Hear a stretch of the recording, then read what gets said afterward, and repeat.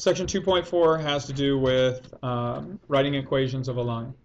And there's going to be 3 different variations on the types of information that will be provided. That'll kind of cue you into what method you should use to write your equations. Okay, so the first type is if you're given a slope and a y-intercept. And so if you're given both a slope and a y-intercept, the easiest thing to do is to use slope-intercept form.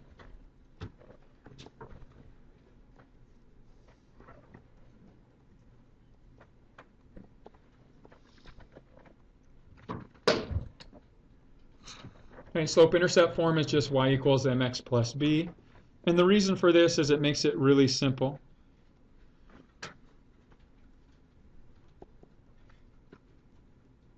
You're going to plug in your slope. You're going to plug in your y-intercept, and you have your equation. So if this is the case, it's about as easy as you can possibly get. You'll take your slope-intercept form, y equals mx plus b, plug in your slope.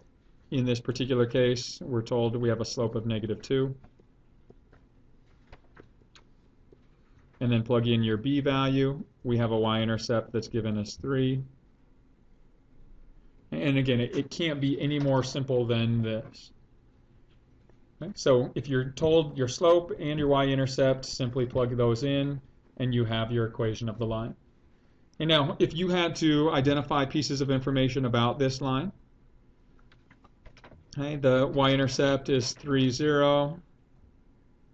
Or I'm sorry, is 3, so the point is 0, 3. The slope is down 2 over 1.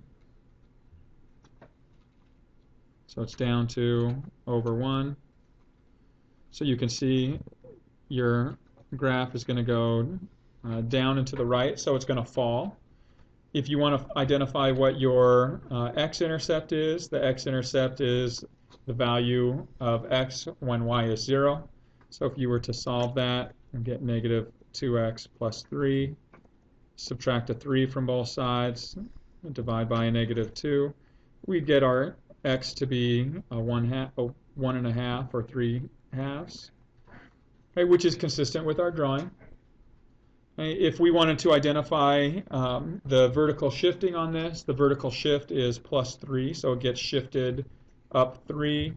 If we wanted to look at the shrink or stretch tendency of this graph, the coefficient of x is a value that's greater than 1, so it's going to stretch. It's going to be steeper than you would normally expect on that base function or that reference kind of parent graph.